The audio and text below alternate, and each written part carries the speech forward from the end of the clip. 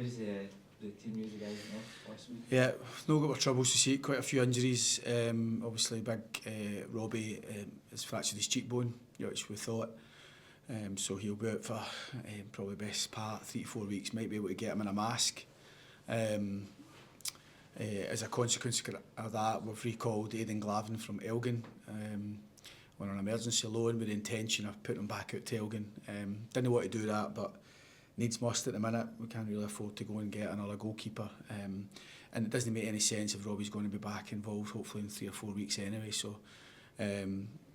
So Robbie's bad news for him. Clearly, it was obviously something we could have done without. But we've got Kieran ready to come in, and Aiden will be on the bench for us. And Brad Lyons had damaged his hamstring last week at Celtic Park as well. So Brad coming off. We've had him scanned, and he'll miss Saturday's game. Hopefully it's not going to be too much longer than that. We might have a chance for Dundee United next week. Another injury, Rory McKenzie's getting a scan today just on a stomach issue he's got. Might be the onset of a hernia issue that he's been trying to manage the last wee while. And it's got to the point now where it's probably needs to get a wee bit more investigation. So without those lads, Matt Kennedy's upped his work, but this game's going to come too quick for him. But hopefully have him back full training next week. Try to think, and it's Cameron, Kyle Vassell, Stuart Finlay still out.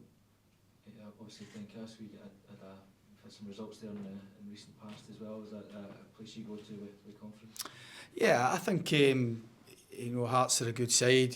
Obviously they've got the ability to go and put a strong squad together. With the finances they've got, they've obviously seen the strength of them already this window, managing to go and get a couple of important signings. So we always expect a tough game at Tynecastle, but equally I want us to be a tough opponent for anywhere we go. And we've been that at Tynecastle in recent seasons, and we want to continue to be that in Saturday. On the topic of signings, are you kind of still looking for? Yeah, but listen, we don't. Finances are tight, and it's not easy to get things done. So, obviously, if everybody's fit, probably wouldn't be looking to do anything. We've had to try to deal with a situation at the minute where we've got quite a lot of key players out and unavailable. So I think it's my job to continue to look. Whether we can get anything into the building remains to be seen. Is it one of those ones that I think January especially, you just have to wait until the last day or hours and see people pop up on loan and stuff? Yeah, but the deal's got to be right for us. Obviously it's got to be, loans and players who are out of contract. Really, it's tough. It's tough, but I feel as though we've still got a nucleus, a good squad that can get results. Our options are a bit limited. The squad is a bit stretched at the minute, and ideally we can get 2 or 3 back in the upcoming weeks. But it's not all doom and gloom. We still can go and compete, and you've got to cope with certain spells of the season when you've got a significant amount of injuries. And we've got that at the minute. There's no getting away from it, but we can still go and win games of football, and that's the intention. And if something comes up that we think can help us, then we can have a conversation. But as I say, it is tough to bring people in. How important are these games against teams around you in the league in terms of how much breathing space 3 points could get you? Yeah, I think that's quite important.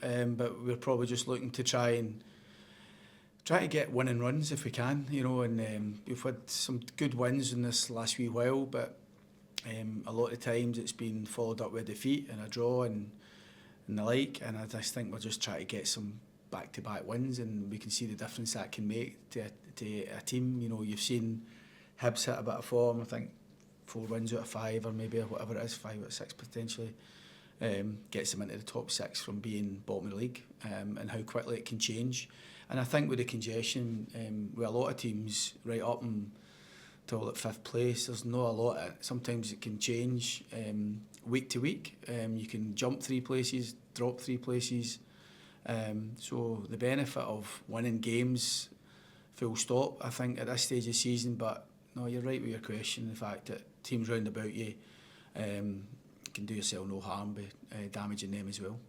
And with all the injuries, it's obviously quite hard to get a consistent team together. Is that quite difficult in terms of trying to build momentum and positive performances? Yeah, listen, we were, I think, such a strong performance against Motherwell last time out. We were keen to go with the same team again at Celtic Park. Kel McGuinness missed that one. Sorry, Kel McGuinness is back available. He was unavailable for Saturday. So we had one change to make there. But ideally we would have went with the same team, but obviously Kel missed the game at Celtic Park. And then 2 starters came off in the first half last week, so there's obviously changes there need to be made. But I do think that we're a wee bit stronger in some areas of the squad than we are in others. I think every manager would like that consistency of selection, and normally when you've got that consistency of selection, managers are happy and you're getting results. So we strive for that between now and the end of the season. Can I just ask you about Fraser Murray? We're going to speak to him next. You've been pleased with the form he's shown recently as well? Really pleased. You know, I think when I came into the club, we leaned heavily on him. We ended up becoming our Player of the Year in the Championship winning team.